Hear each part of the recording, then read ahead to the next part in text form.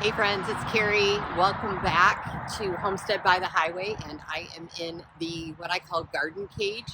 It is my horseshoe-shaped planting bed that I have. My husband built this for me, and around the edge of it there is chicken wire that keeps the deer from eating all my plants.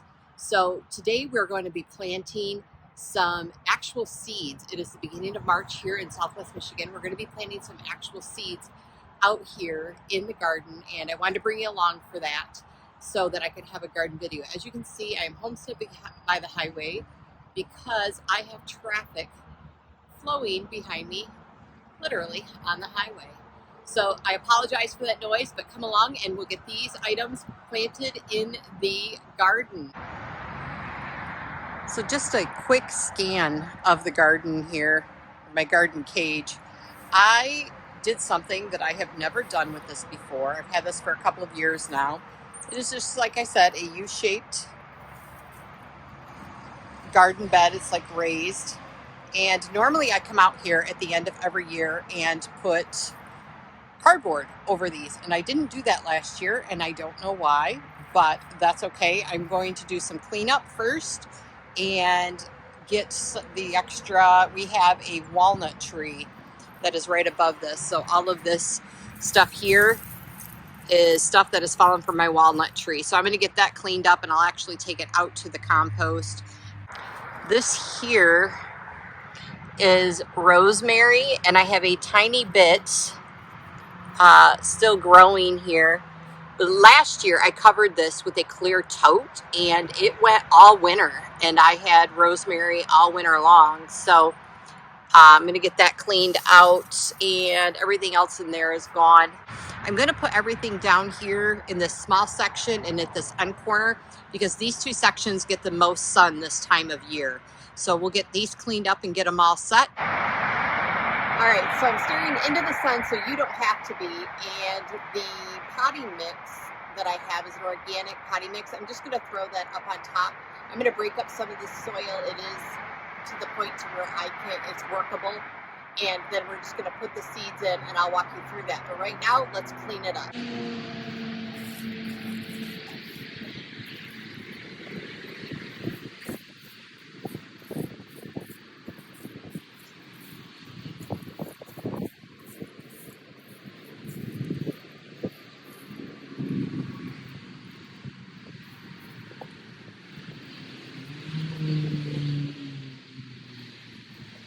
This rosemary and thyme is dead, but it still smells absolutely amazing.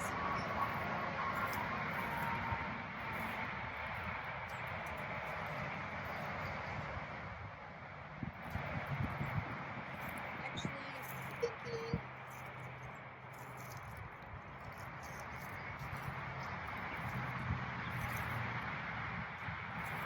we're just going to get a fresh start on that this year because I actually want it in a different spot. So that is fine for now because these aren't going to be staying here anyways. And what I need to plant needs to be planted just in some light fluffy dirt until it grows for probably about 4 weeks. And at that point, the ground will be more thawed to where the items that I'm going to grow can take root.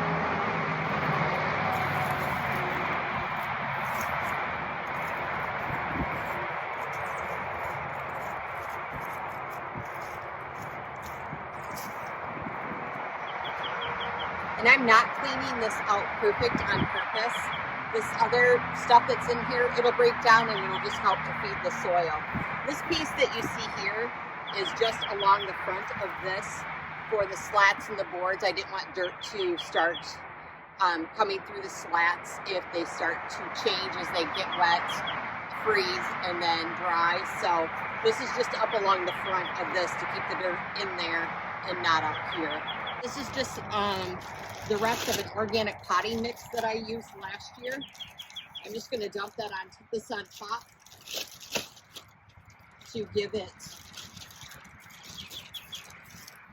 a fluffy spot to start.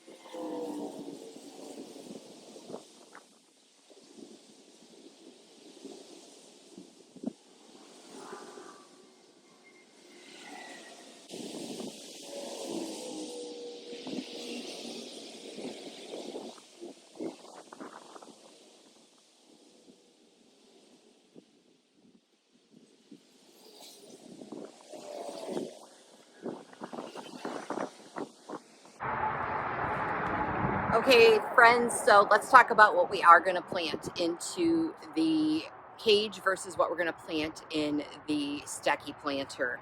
First, we're going to start off with carrots. I have two that I'm going to grow. I have short and sweet, they're Burpee Organic. These are 65 to 70 days until I can harvest them. So these should be like the second week of April, maybe the third, but this will be okay because that'll give me time to get them out and get this soil re-amended before I have to plant in what I want out here in the garden cage for the summer, tomatoes and stuff like that. The other carrot is the Nantus half long. I think that's how you say that. This is a 65 to 70 day as well. And these are both the Burpee Organics that I picked up. I did not pay $4.19 a pack. I picked these up at Menards, and Menards doesn't charge you what's actually on the packet if you did not know that. Plus, they're running their sale right now, so I got them for even less. I think I paid $2.14 or something like that a packet. I don't normally buy the Burpee Organics, but I did this time. A handful of these next ones I picked up at the Dollar Tree, the Dollar General, and that kind of stuff. I didn't want to spend a lot of money on seeds until I tried this planting in the winter. So I picked up a Detroit Dark Red Beet. This is an heirloom variety. These are 55 to 60 days until harvest. So not really a beet fan, but somebody said grow your own and they do taste better. So I'm going to give them one try. The other thing that I picked up, these were 4 for $1. I think these were 4 for $1 at our local Dollar Tree. It's a reddish. It's from the American Seed Company. This is gourmet blend is what it's called. It's just a variety of radishes. And these are 23 to 30 days to harvest. So I will be able to get these out hopefully within 40 days. It's going to take a little longer because the weather is going to go up and down and up and down. This isn't going to be like in the spring when I can put something in the garden and 30 days is going to be it because it's had consistent weather. It is going to take a little bit longer. So I'm building in that margin of error. A couple of herbs. I've got the sweet basil herb. This is an heirloom variety. This one is 80 to 90 days. So I am going to actually put this one out in my stocky. My husband set that out and got that out for me today. I'm going to put this out there because I want to grow. This is going to take longer and I may need to get stuff in here before this is like really doing what it needs to do. And this will grow until it gets way too hot and it bolts or whatnot. So this I want out there because I want to keep it as long as I can into the summer. The cilantro that I picked up is also a Burpee Organic. This is 60 to 90 days, but I'm going to go ahead and grow that in here because it's going to bolt. Once it gets too hot, it'll bolt and then it won't be any good until I can grow some more later. So, but I want to be harvesting this because I want to be able to start putting it in my dehydrator so I have some in my kitchen cupboard. So this, I'm going to grow a lot of it so I can get it dehydrated up. The other thing that I'm going to try to grow is onions, the green scallion. These are 60 to 75 days, so I'm going to get these out here. Again, I love to just have these to chop into stuff, but I really want the onion tops to dehydrate. I love to throw the onion, the green part of them, to dice them up and put them on like baked potatoes and stuff like that. So I'm going to get those all harvested up. And then I have 3 lettuces that I want to put into the stocky. And we're going to do a Paris Island. This one was 4 for $1 from the American Seed Company. This is 68 days to harvest. I'm hoping I can get to this before the deer do. The Burpee, I have 2 iceberg lettuces that I'm going to do, and I'll tell you why. This one is 85 days to harvest. This looks like a round head of just your traditional iceberg lettuce. I am not an iceberg lettuce fan. Its nutritional value is almost slim to none, but when you need crunchy on something and you want to add a lettuce, then this works just fine. But I'm going to just try some of these out there And the other one is also an iceberg lettuce. And I just realized that this says approximate seed count 1,000. That is more iceberg lettuce than I will need in this lifetime. This is from M.I. Gardener, and if you haven't went and found his YouTube channel, this is Luke, and he is here in Michigan. He is in like he's a little northeast to me, but he's like in northern Michigan, and he is the reason why I am doing this. He was outside on one of the cooler days. I happened to catch a beautiful Saturday to get these outside, and he's like, you can plant even when we're going to get snow and it's going to frost, and it's going to frost overnight. And these were all of the seed varieties that he has planted with success. So that is why I'm giving it a whirl, and why I picked up some less expensive seeds to throw out here, so I don't have a ton of money into seeds if this is a total flop. But I'm sure I'm going to get something green out of the ground before I can actually bring those plants that are frost tender out into the garden cage. One of the things I wanted...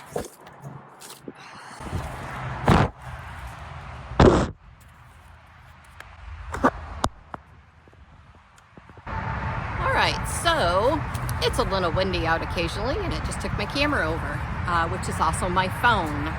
So everything is all fine and dandy. It didn't take that hard of a spill. All right, so we're going for a new camera angle because my camera stand keeps going over in the wind because of what I'm trying to tape. But really quick, I just wanted to point out on these seed packets, at the bottom down here, I hope you can read it, it says our seeds are always 100% non-GMO. In the United States, it is illegal to sell GMO seeds to at-home gardeners. So they do not have to have that on there. If you see a packet that says non-GMO right next to a packet that does not say non-GMO, they are both non-GMO. They cannot sell seeds to at-home gardeners that are GMO. They cannot be modified. So do not let that sway your decision as to whether or not you are going to purchase a seed or not. Now, there are differences in things like some of them say heirloom variety. This one says heirloom variety. Some of them are hybrids.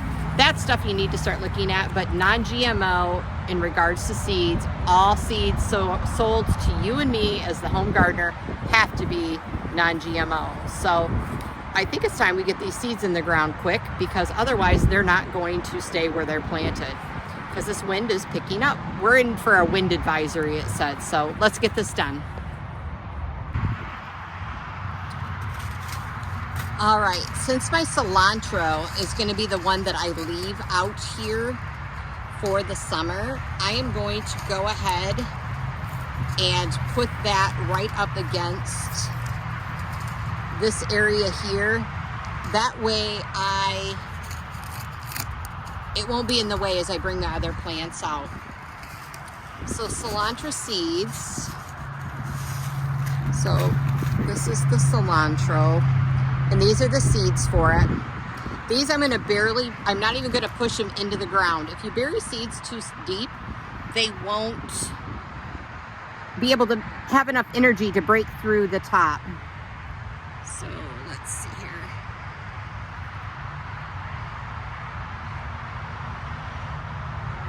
So I'm just running a row down, and this is probably out of your view for a second here. And then I'm gonna run a part of a second row down. And you guys, I just kind of drop them in. Some are gonna survive and some aren't. So we will do survival of the fittest with these.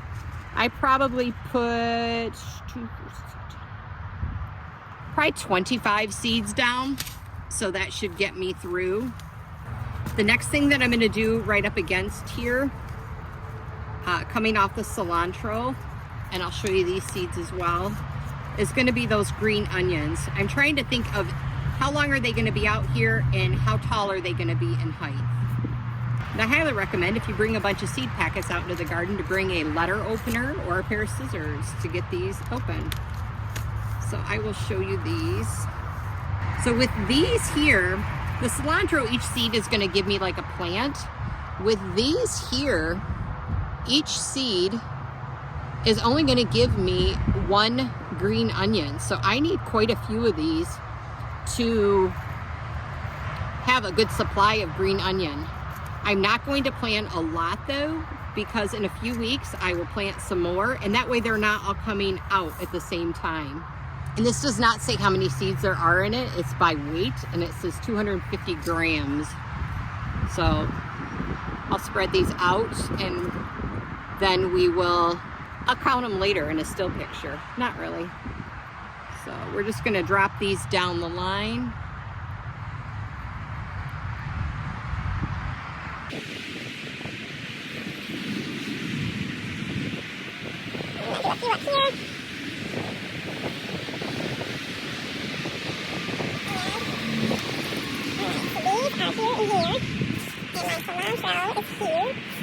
I need to I have markers over here, and I need to mark where I've got stuff as well.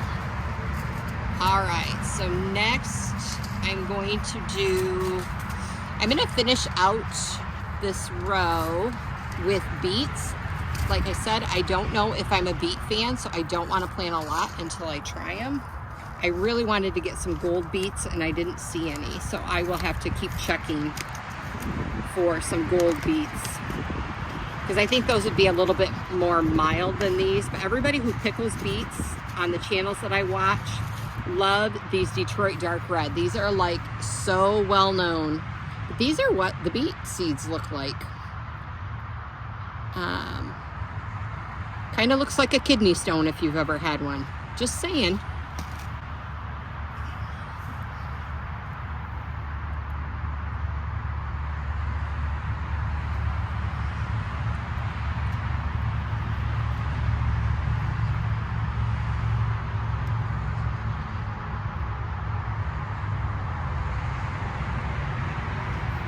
These I'm being a little more intentional with the spacing, because they are going to need room to grow.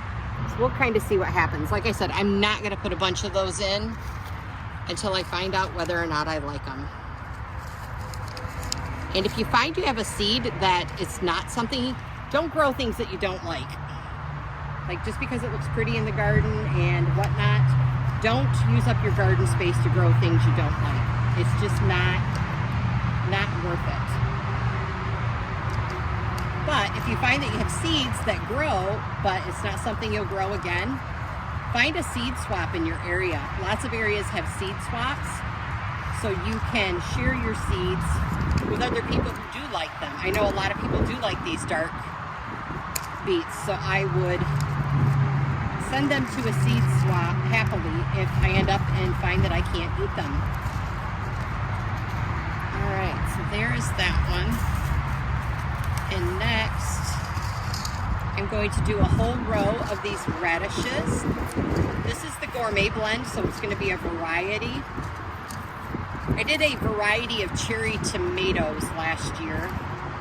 And if anybody saw any of my Facebook pictures, all of the ones, I didn't plant a lot of them because I wanted to make sure I liked them first. But I planted, I don't know, 8 or 12 plants I ended up with. And they all grew the exact same cherry tomato. I had one orange cherry tomato, and that's all I had.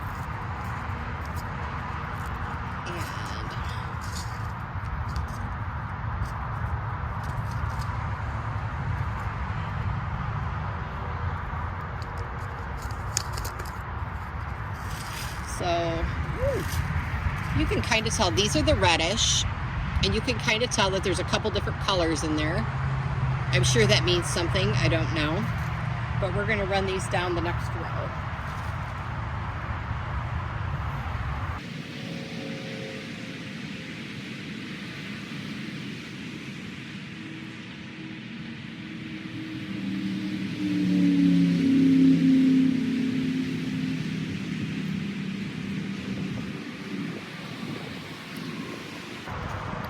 All right, so if this were a traditional season and I were doing these in season, I probably wouldn't, I know I wouldn't plant them as close, but I'm going to densely plant these, like I said, with extra, because some of them just aren't going to make it because they're not going to like the cold and the warmth if that happens. So next we're going to do carrot seeds, and I've heard a rumor about carrot seeds and they were right. So these carrot seeds. They are so tiny. I hope these are coming in focus for you guys. They are so tiny. Some of these are super, super tiny. I don't even know. So that's why I'm going to densely plant these. I'm going to put a lot of them in there. And then it's going to be survival of the fittest.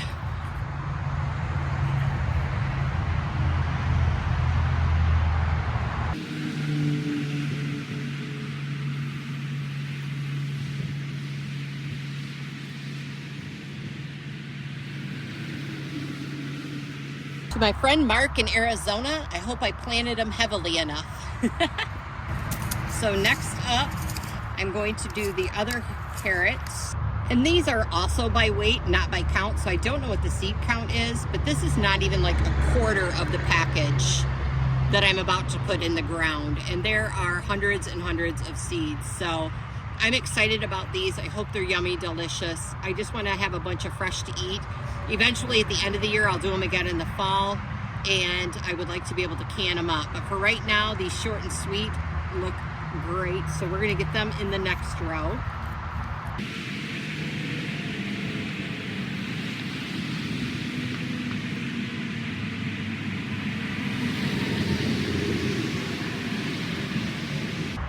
I'm actually going to do 2 rows of these.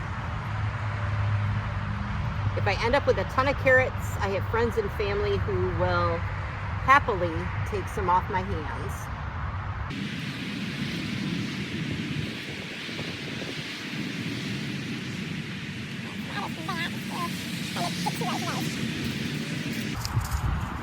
All right, so that looks to be, oh, I forgot something. The wind blew one of my packets away, and I have another radish. This is the early scarlet globe, and I'm going to put a row of those in.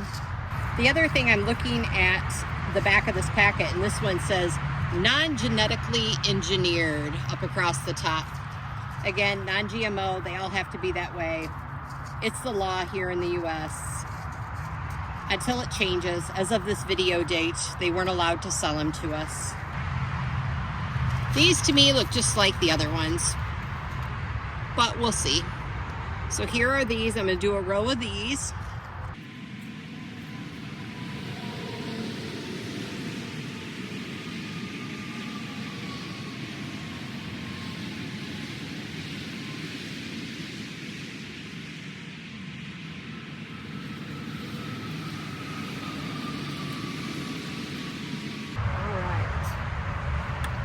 So before I move my packets, I'm going to put some markers on these rows so I kind of know what's growing where.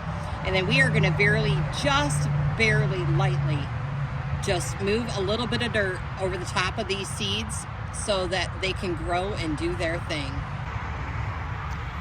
So I just went through and I just barely brushed back and forth all the way down each of these rows and barely covered up the seeds.